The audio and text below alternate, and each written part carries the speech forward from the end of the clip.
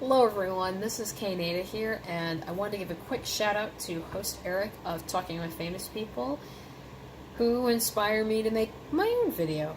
And for any other ENFPs out there, I highly recommend that you check out his videos: ENFP Assessment, Identity Build Challenges and Angles of Attack, and ENFP, There's Nothing Wrong with You, which is a statement that I believe should be said to all ENFPs on a routine basis. Let's just be real.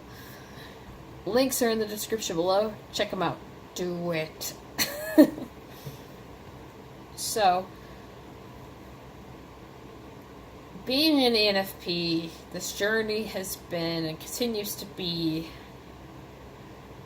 an interesting experience, for lack of a better term. So, as a child, I was someone who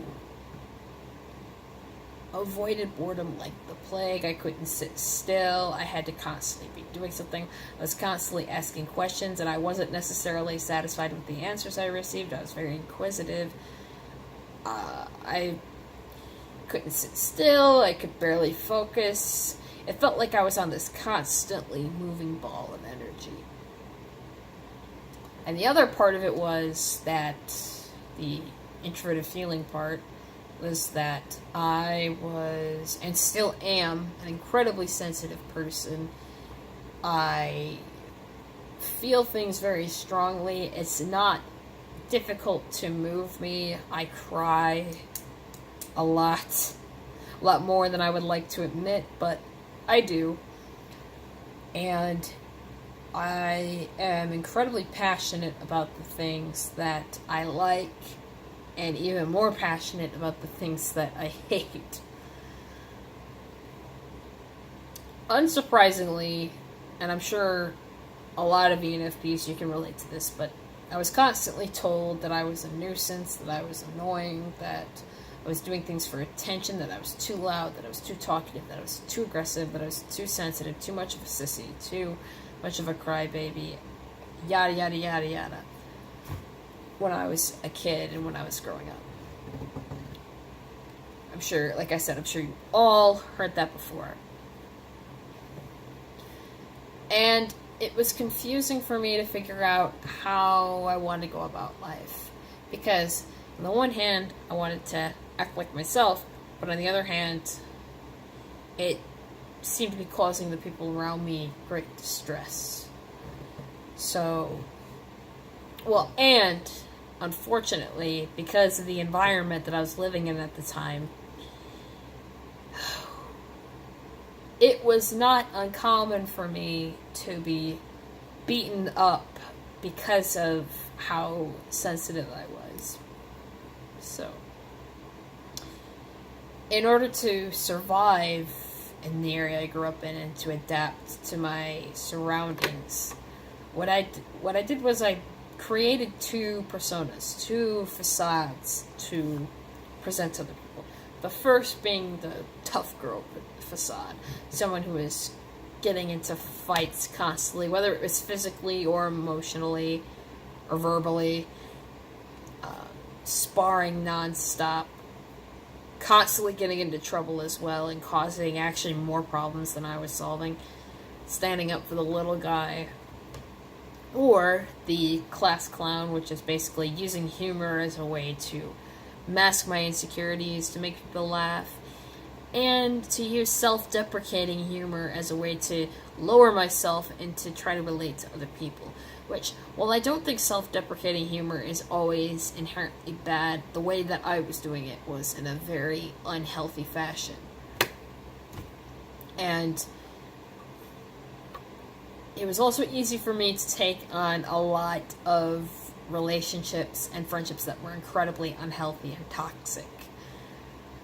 I believe because I feared being alone so much that I ended up just losing my sense of identity and losing that fun, creative spirit in order to fit in and try to get to know people more. I was so convinced by others that being emotional was a bad thing, that being emotional was a sign of weakness, and that those strong emotions that I felt were like a monster or a beast, and that they needed to be controlled, contained, not see the light of day ever. And during all these processes of trying to keep that inside and, trying to appease other people, I ended up becoming bitter and resentful and confused as to why other people were succeeding in life and doing well, and why I couldn't necessarily get it, or why it took me forever to grasp onto subjects versus other people. And ironically, despite the fact that I was trying to, quote-unquote, contain the beast, I was actually becoming more of a monster myself. I became incredibly needy, manipulative,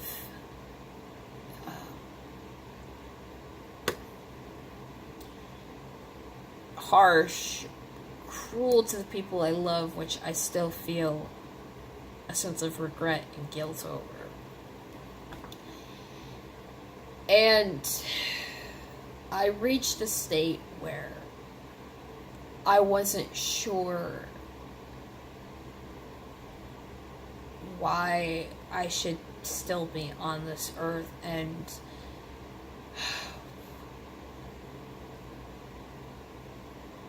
I reached a state where I was constantly depressed. I wondered, why am I even getting out of bed in the morning? I'm worthless. I don't have anything to provide for this world. Why should I even exist when I'm just causing more problems? And that is not a mindset that I would wish upon anyone, not even my worst enemy. Because it is very unpleasant, and it can be hard to break the cycle. And for about, I want to say, how long was it? About 10 years, I lived like that. And I got into a lot of friendships that were dangerous, and I did a lot of things to numb the pain that were harmful to my health and that caused a great strain on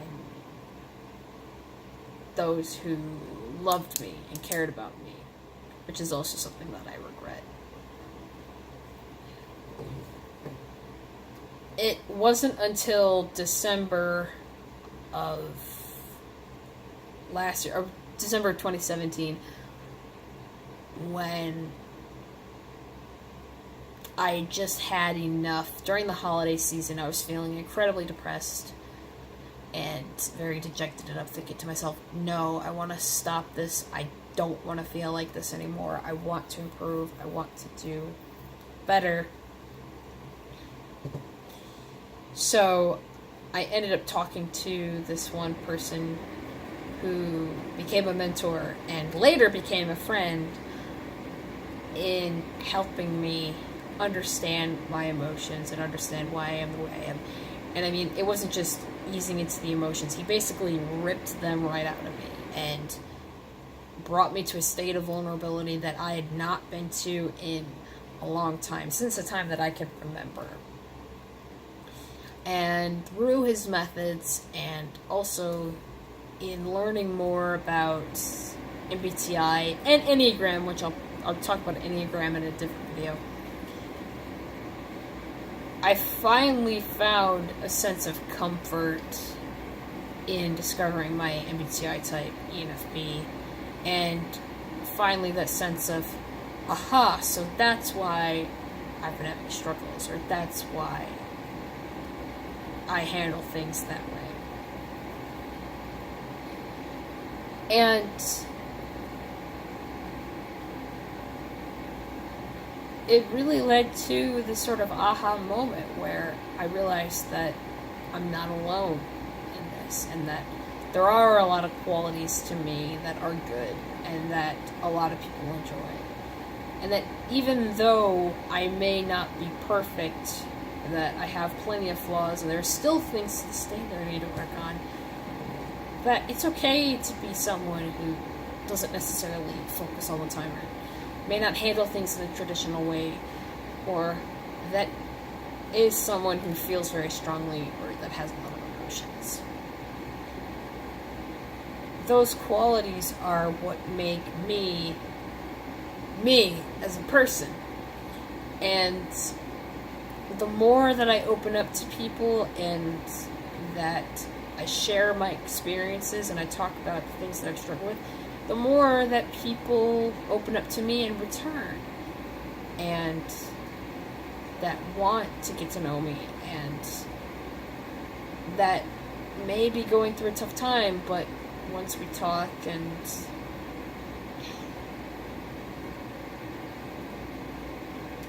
learn more about each other, it doesn't seem that hard anymore. And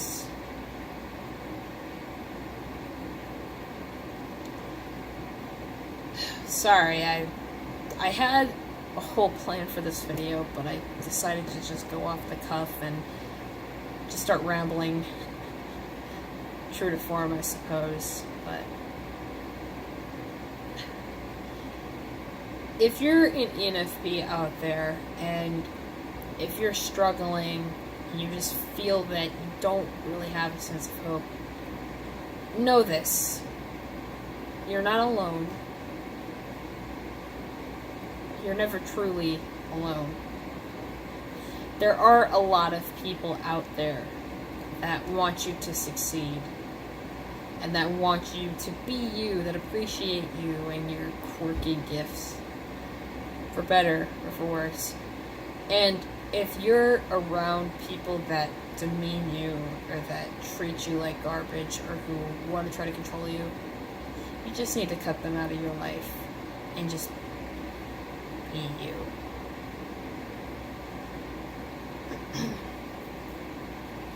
And even if, and the one important thing that I also want people to know, that if you're an ENFP, is even if you don't necessarily know what your purpose is in life, you don't necessarily know what you want to do as a career, or what you want to do to express yourself, it's going to be okay.